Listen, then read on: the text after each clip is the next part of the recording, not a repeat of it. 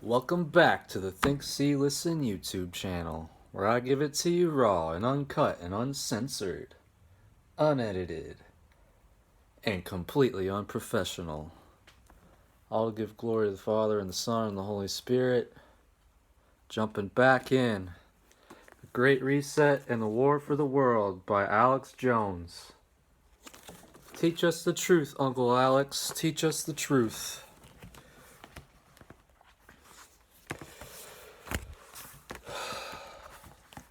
Jump right into it. It would be difficult to find a more succinct conversation on the subject. Let's go back. I don't really want to go back. It would be difficult to find a more succinct conversation on the subject.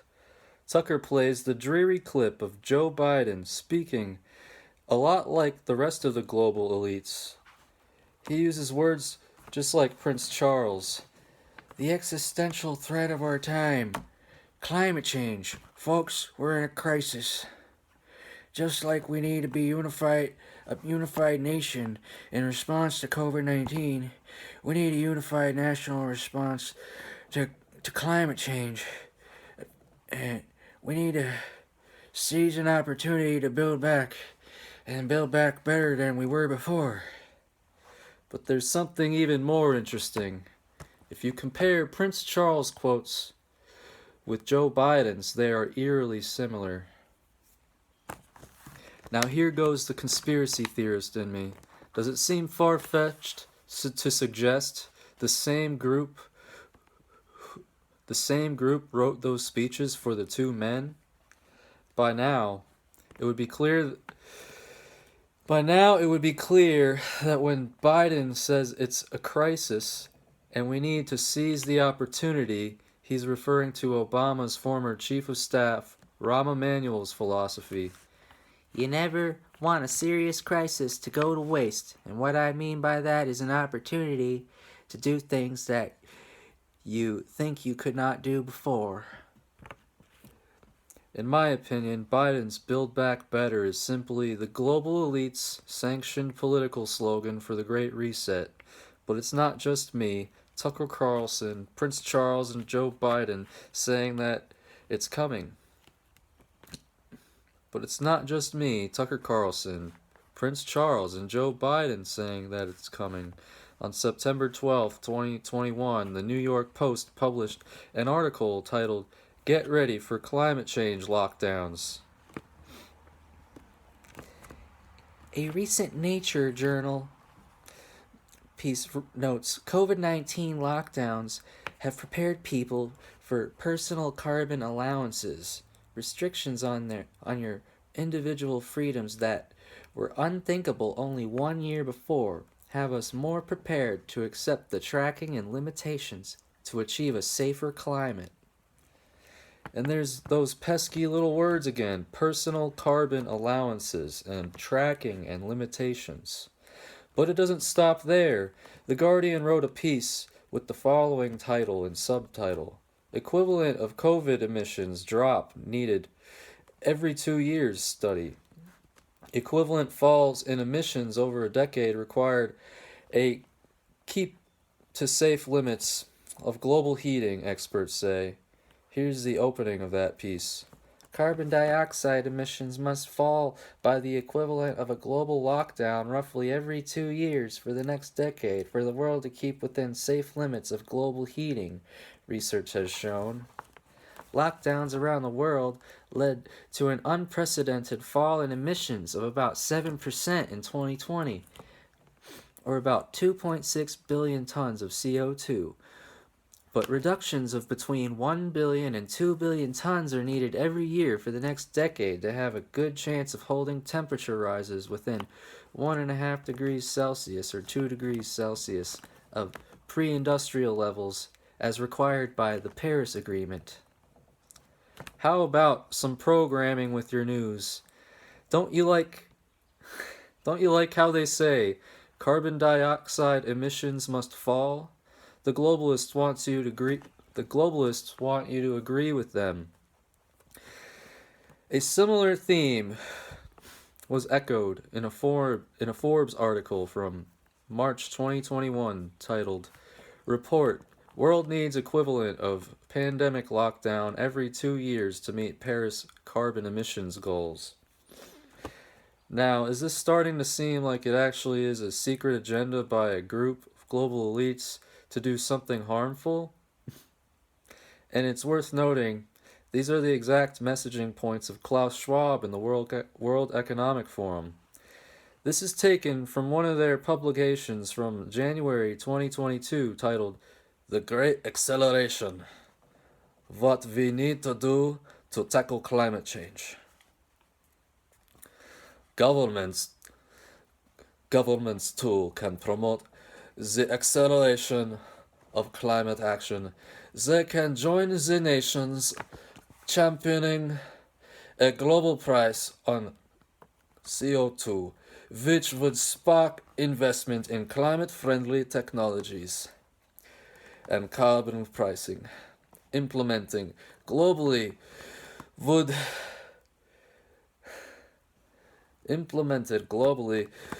eliminate concerns that climate action costs too much or has a negative impact on competitiveness. It would level the playing field and allow the private sector to focus on the real issue, accelerating the transition to sustainable value chains. Another action governments can take to tackle climate change is to invest in large-scale green infrastructure and to encourage private investors to do the same. Green infrastructure is an investment in the future and wise use of pandemic recovery funds. One thing should be clear, they are carefully planting the psychological seeds to prepare you for massive government overreach and invasion of your human rights in the name of saving the planet. We know where this leads: carbon tracking and tracing of your movements, just like COVID-19. But of course, this will all be for your health and safety. How does the big plan all get put together? Why? By tying together your vaccine passport with your carbon footprint. What an excellent way to manage the population. This is from Vox in March 2021, helpfully explaining the dual use of this technology. While the Commons Project is attracting a growing number of partners, it isn't the only vaccine passport maker out there. Beyond its work on New York's Excelsior Pass, which was tested at Madison Square Garden and Barclays Center, IBM is working with Germany to produce digital versions of its paper vaccine certificates. The International Air Transport Association is also developing its own travel pass for airlines, which is now being tested by Virgin Atlantic, Emirates, and other carriers. Carbon Health plans to expand the functionality of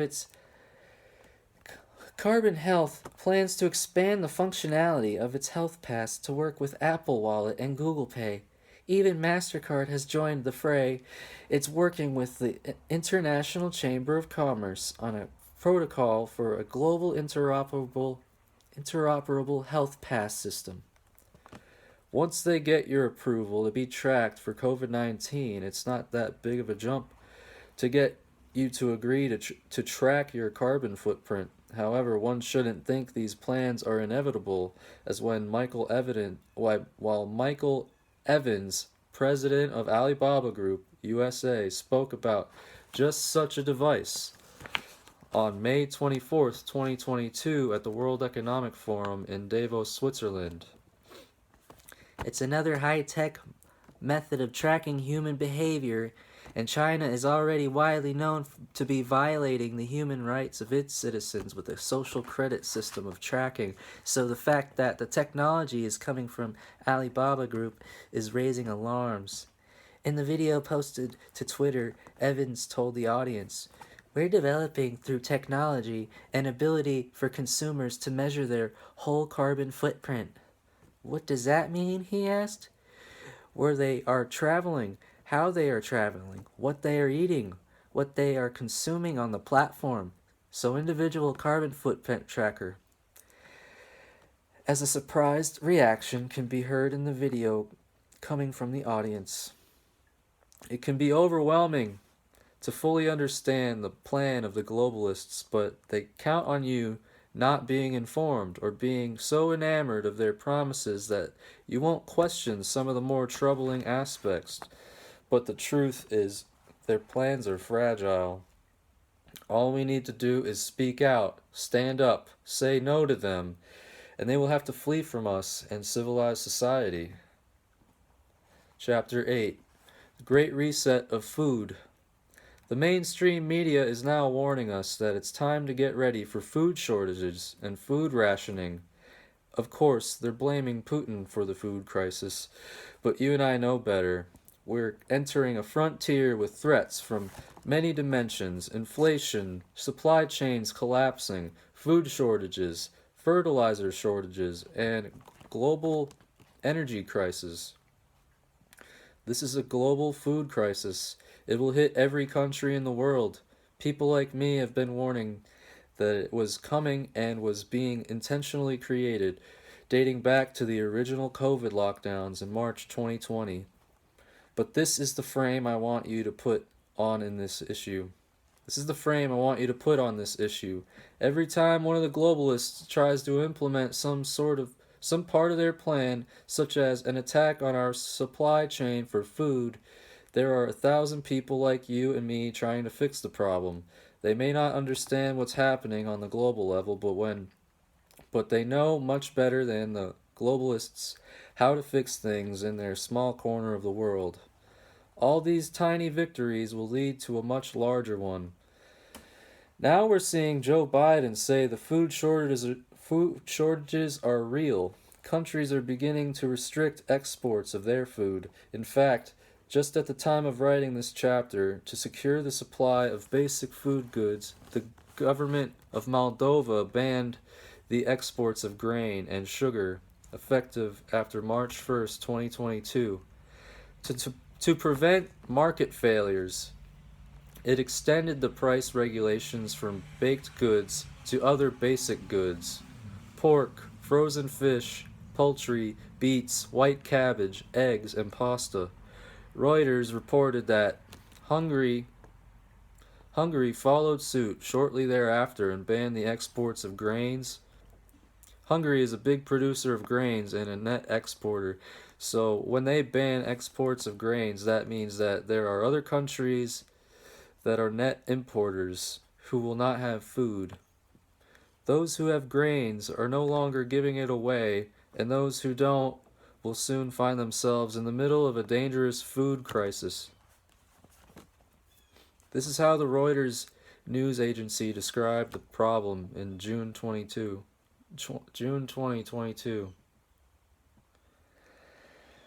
Russia and Ukraine together account for nearly a third of global wheat supply, and their importance has been underscored by an Indian export ban as well as adverse crop weather in North America and Western Europe.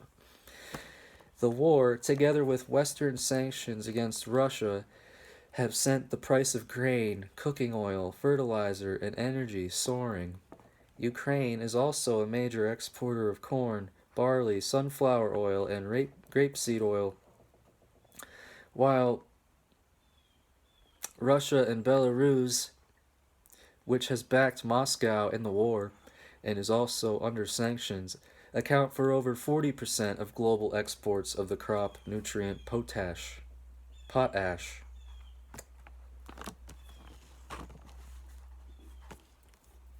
It's getting so serious that recently the European Union had a meeting with their agricultural ministers and is enacting the EU Food Crisis Contingency Plan, a crisis mechanism to monitor a food shortage. But the truth is that they don't really have a plan. The only plan is to blame climate change. Greedy capitalists urge us to stop eating meat and start tracking our carbon footprints. Of course, they will do all of this while flying on private jets to meet in private to discuss how to save us all. On my daily radio show, I've talked extensively about the United Nations discussing global food rationing. Now, at the time of writing this, it's the year 2022. Joe Biden has said about food shortages, "It's going to be real, folks." However much as I hate to tell you this, it's only the beginning. In April 2022, an article from the Western Standard Online documented the dozens of food facilities that have caught on fire across the United States in spring 2022. The author of the piece, Melanie Risden, wrote beautifully about what's been happening. Food shortages have been exacerbated by a string of fires, plane crashes, and explosions at nearly 24 food processing facilities across Canada and the U.S. The most recent happened on Thursday in Georgia when a small plane crashed shortly after takeoff into a General Mills plant just east of Atlanta. 2 occupants of the plane were killed in the crash, as reported by the New York Post. A massive fire on Monday night destroyed parts of the Azuri Standard headquarters in Oregon, a company that self-describes as the USA's largest independent food distributor. The company said, basically any liquid product, such as honey, oil, and vinegar, will be out of stock due to the fire, as reported by Vision Times. The company also said it lost its fruit packaging and carob product facility in the blaze, but said the effects will be minimal as fruit harvesting season hasn't yet started. 24 food processing plants across the country have had problems, including one where a plane crashed into the plant. Sounds a little mysterious, don't you think? But again, see how even this incident happened? Those on the ground are figuring out a way around the problem. Risden continued. Last Thursday, firefighters contended with a massive blaze at Taylor Farms packaged salad plant in Salinas, California, a key agricultural region 177 kilometers south of San Francisco. The fire broke out late Wednesday night, as reported by KTLA. The same day, an airplane crashed into Idaho's Gem State processing facility, a plant said to process 18,000 acres worth of potatoes each year. The pilot of the plane did not survive. However, no employees were injured, reported Vision Times. And on April 13th, firefighters from several departments in Maine helped battle a massive fire that destroyed East Conway beef and pork butcher shop and meat market in Center Conway, New Hampshire. Investigators did not indicate what caused the fire, reported ABC affiliate WMTW in Portland, Maine. Add into the mix a suspicious fire and a second airplane crashing into a food processing plant, and you might have something that would draw the attention of Sherlock Holmes. In March, KAIT-TV reported a major fire that forced the closure of the Nestle plant in Jonesboro, Arkansas. The plant makes frozen foods, particularly Hot Pockets. The frozen foods plant announced its plans for a $100 million expansion last year. The Penobscot Macrum potato processing facility in Belfast, Maine, was also destroyed by fire in March. Officials believe a deep fryer was behind the fire, as reported by ABC affiliate WMTW News 8. In Canada, fire crews and paramedics responded after an explosion at the Center of Dévalorisation de la Laminte de l'Estrie an industrial food preparation and processing facility in Sherbrooke, Quebec. 5 people were injured in the March explosion that turned into a major fire. Plane crashes, fires, and explosions. Nothing out of the ordinary to see here. I'm sure it's all a coincidence. No reason to scare the children. And in late March, a fire at the Maricopa Food Pantry, a food bank in Arizona, saw 50,000 pounds worth of food burn up, and yet another blaze at the Texas-based Rio Fresh severely damaged the onion processing facility. In February, a portion of Wisconsin River Meats was destroyed by fire, according to Channel 3000 News. The Boston-based company said the old portion of its plant was a total loss from the fire. Another fire in February, sparked by a boiler explosion at a potato chip plant south of Hermiston, Oregon, sent several people to the hospital with minor injuries. The Shearer's food plant, as reported by the Oregonian, supplies much of the western U.S. with potato and corn chips. A third fire in February caused the Louis Dreyfus Company's Claypool, Indiana soybean processing and biodiesel plant, the largest fully integrated soybean processing plant in the U.S., to suspend production. Thankfully, no injuries were reported. I understand that some people might wonder how this period of time compares to other periods of time.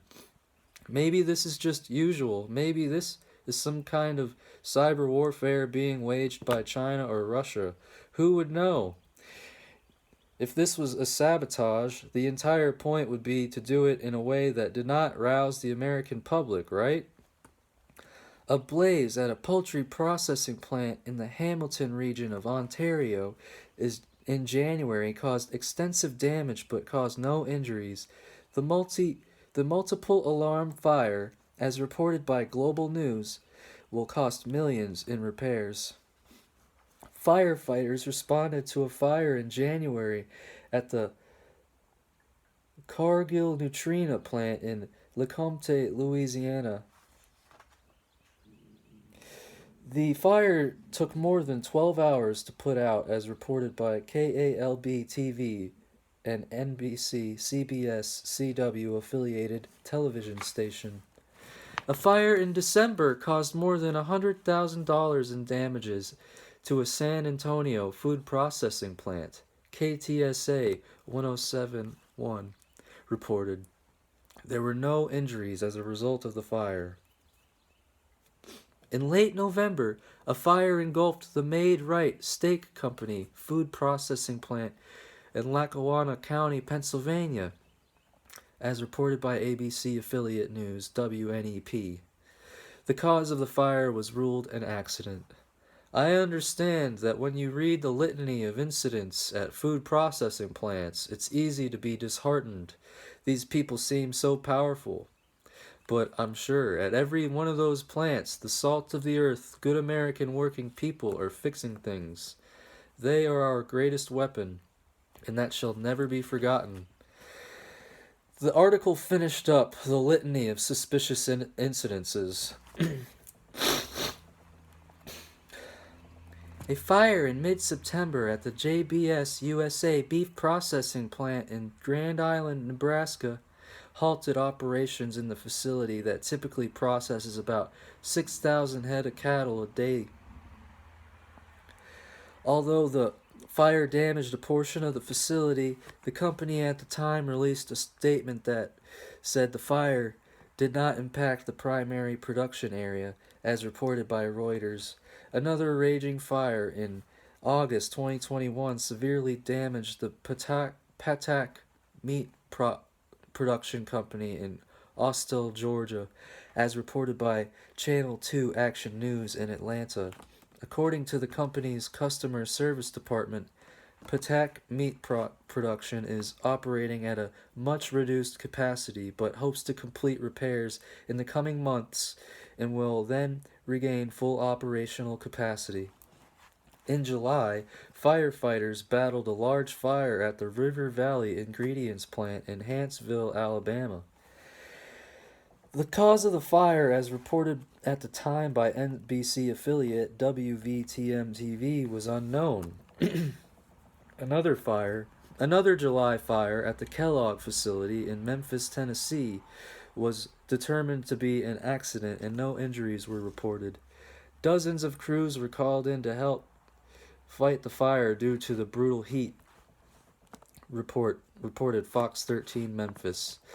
The cause of a fire in April 2021 at the Smithfield Foods plant in Monmouth, Illinois was unknown, according to WGIL 93.7 FM in Galesburg. I've stated for many years on my radio show the global elite's plan to destabilize the global food supply in order to fully control the population and institute the Great Reset. You can take the succinct summary from Melanie Risden, who documents dozens of food plants that have mysteriously been destroyed, as simply a coincidence. But what we cannot debate is that it's quite peculiar. For the longest time, food prices remained stable in the United States, and consumers were not particularly concerned about price fluctuations each month. As far back as we can remember, our supermarkets were packed with food, and something that always made grocers proud was their ability to ensure an enormous variety for their customers. But now we can see that things are a whole lot different, and not in a good way. As the world tries to rebound from the global recession induced by the COVID-19 lockdowns, a massive wave of inflation is dramatically hitting agricultural commodities, and food producers are having to pass those cost increases to consumers. However, many industry experts have been warning that the recent price hikes won't be the only ones. In fact, they are marking the beginning of a prolonged era of higher prices and low supply.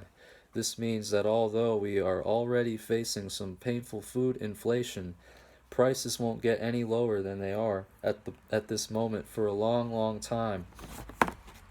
When we look forward, several events that are unfolding right now will likely combine and contribute to the acceleration of food price inflation in the coming months.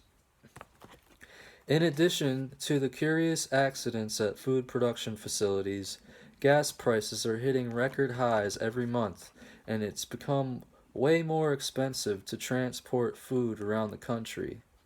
Supply transportation costs have already been going up due to a national shortage of drivers, as CNN reported on May 30th, 2022, just as the summer driving season was getting started. The national average of regular gasoline rose to a fresh record of $4.62 a gallon on Monday, according to AAA. That's up a penny from Saturday and 44 cents more expensive than a month ago. Gas prices are up sharply from last Memorial Day when they averaged $3.05 a gallon, according to AAA. 7 states are now averaging $5 a gallon gas, with the latest being Illinois, rounded up from $4.99. New York and Arizona are just pennies away from hitting that milestone, and there are no states where gas prices average less than $4.10 a gallon. As a consequence, companies will have no choice but to pass these added costs on to consumers, not to mention the ruthless mega drought in the western states just continues to get worse. Many areas haven't experienced such an extreme drought in more than 20 years, going back to the year 2000.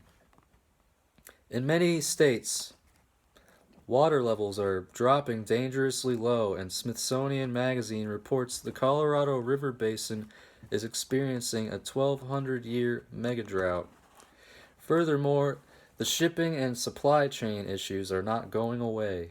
Ryan Johnson, a 20-year veteran in the trucking industry, revealed in a recent article published by Medium. I have a simple question for every expert who thinks they understand the root causes of the shipping crisis.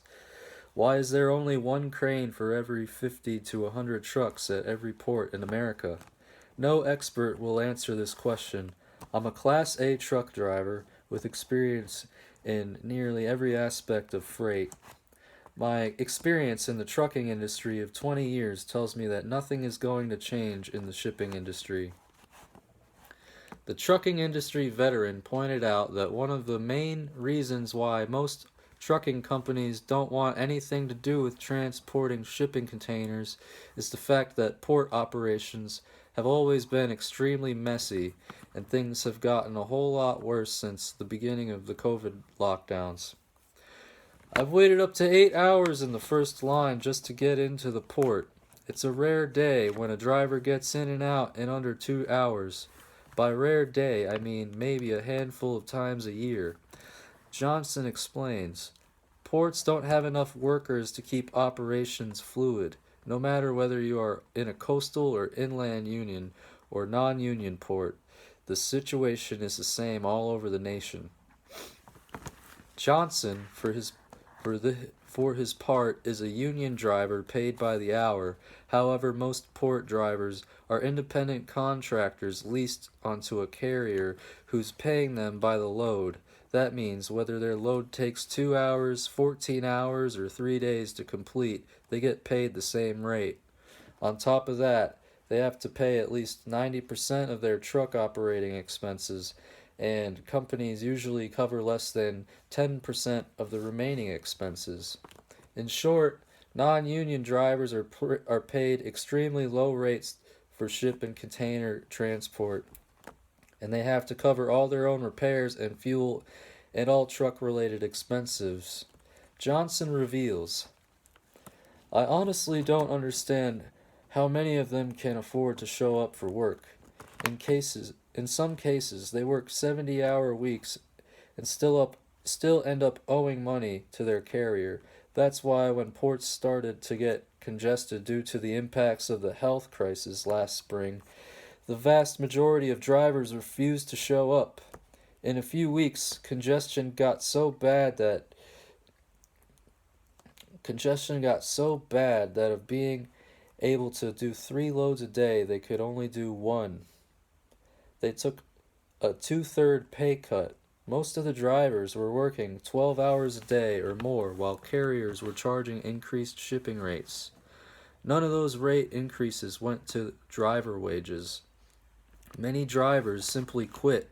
However, while the pickup rate for containers severely decreased, they were still being offloaded from the boats, and it's only gotten worse. The experts want to say we can do things like open the ports 24/7, and the problem will be over in a couple of weeks, but getting a container out of the port, as slow and aggravating as it is really the easy part if you can find a truck and chassis to haul it. But every truck driver in America cannot operate 24/7, even if the government suspends hours of service regulations. A federal regulation determining how many hours a week we can work or drive. We still need to sleep at some point. There's always something so refreshing when reading an account of somebody who knows the subject about which they write. This is how it looks on the ground to the regular workers, even though they shouldn't be working. But that's not the American worker. He or she will work even if the pay is low because there is dignity in work. Legally, truck drivers can work 14 hours a day, which is already excessively long. Most of them are already doing that. There's a limited amount of trucks and qualified drivers in the market, and the solution the government's now proposing is to make them work 24 hours a day, every day, and non-stop until the backlog is cleared. It's simply not realistic. It's physically impossible. If you can't get a container unloaded at a warehouse, having drivers work 24/7, 365 solves nothing. We need tens of thousands more chassis and a much greater capacity in trucking. Many supply chains workers are paid minimum wages. They get no benefits. There's a high rate of turnover because the physical conditions can be brutal. Right now, it's all failing spectacularly together, but fixing one piece won't do anything. It all needs to be fixed, and at the same time. How do you convince truckers to work when their pay is not guaranteed, even to the point where they lose money? The regular person working as a truck driver has a perspective on the trucking crisis that is better than that of any Secretary of Transportation. My prediction is that nothing is going to change and the shipping crisis is only going to get worse. Nobody in the supply chain wants to pay to solve the problem. At this point, the backlogs are so extensive that the backlogs themselves are prompting container companies, ports, warehouses, and trucking companies to charge massive rate increases for doing literally nothing to ease the situation.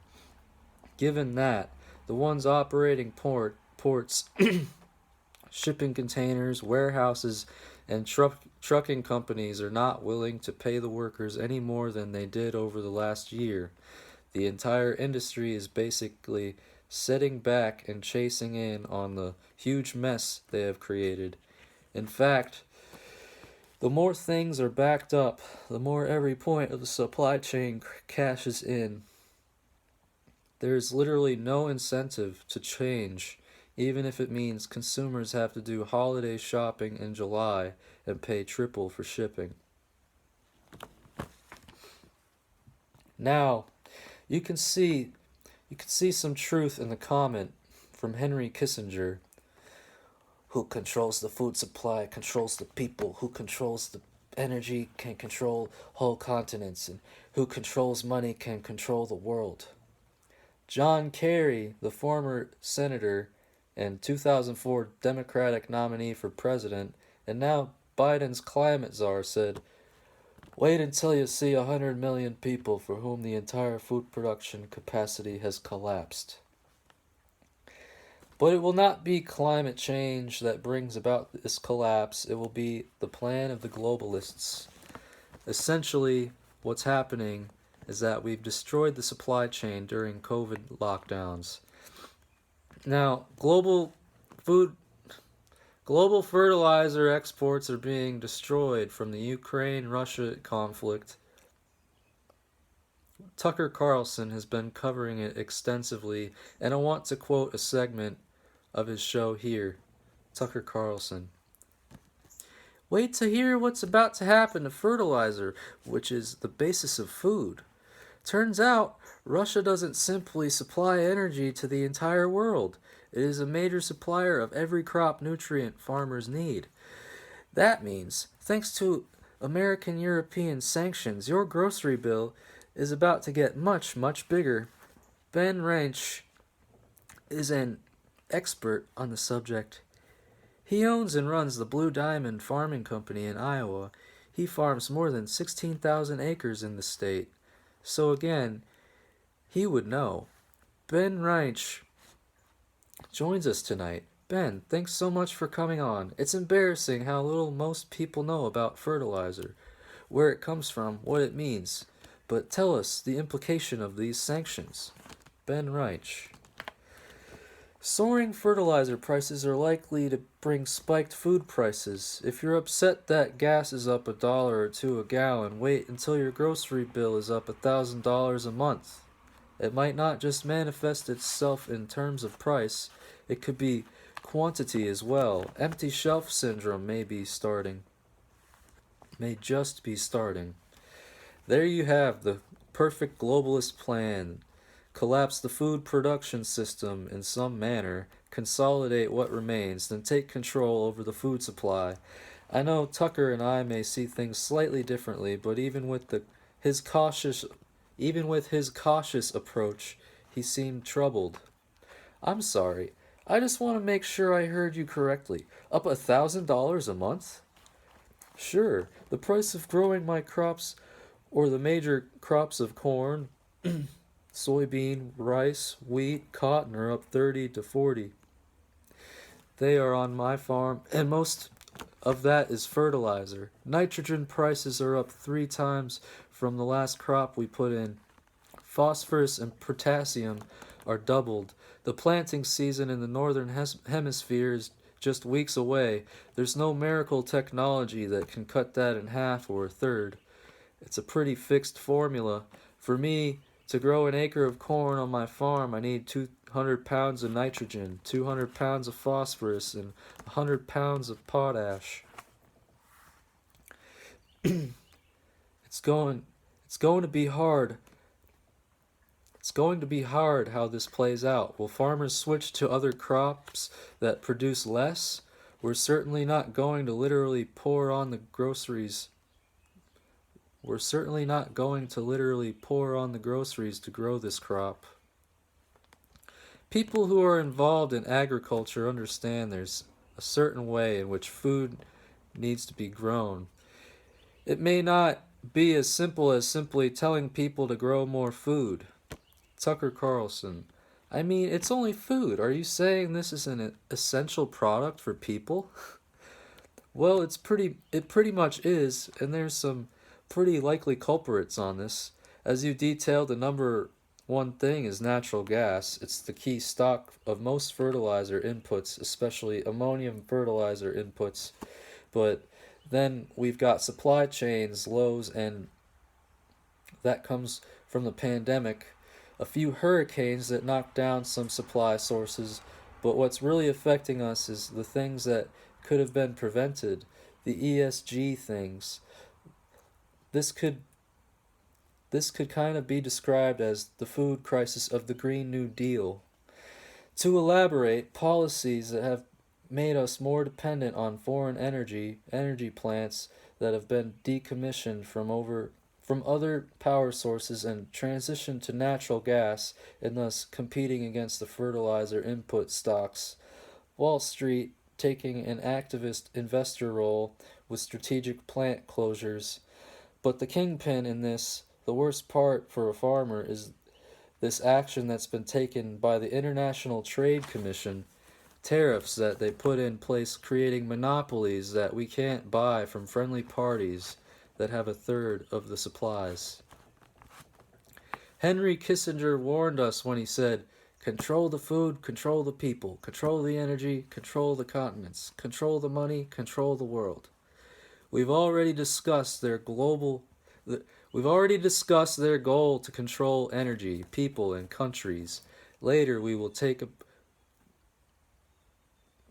talk about their strategy in controlling the money. Now let's talk about what Henry Kissinger said first. Control the food. Now I have to warn you, this is a bit scary, but of course you can handle it because you want a better world. What's going on? What are the real motives behind this? Who are the players involved? And of course, most importantly, what are the implications of this for our own health and for the future of the country and for the world? They're telling us that realizing the Great Reset is a precursor to a sustainable development. They say it's all about the environment. As we discussed in the Energy and Climate chapter, they've been saying for 50 years that if we don't act fast, the world will end. Many of these elites have gone so far as to say that the world will end in a cataclysmic event if we don't do exactly what they say. As we discussed already, the World Economic Forum has been saying that lockdowns are quietly improving cities around the world. Yes, millions of people are losing their jobs, supply chains are breaking down, millions are being pushed into poverty, suicides, drug overdoses. As they say, it's actually improving the planet, right? So the first thing, if you haven't caught on by now, is they want us off of meat. They don't want us eating meat. Why? Why don't they want us eating meat? Is it for our health? Let's dig into that a little bit. As mentioned, Henry Kissinger says that if you can control the food, you can control the people. The globalists say we need to go on a planetary health diet to save the world, as stated in a World Economic Forum article from 2019 with the title, Why We Need to Go on the Planetary Health Diet to Save the World. Here's an excerpt from that article. As the below chart shows, the main change to many Western diets is going to be in the consumption of red meat, cutting back to only on 14 grams a day and just 30 calories, which equates to about a mouthful of a typical sirloin steak. Starchy vegetables, including potatoes and cassava, a staple in African countries, are limited to just 50 grams a day,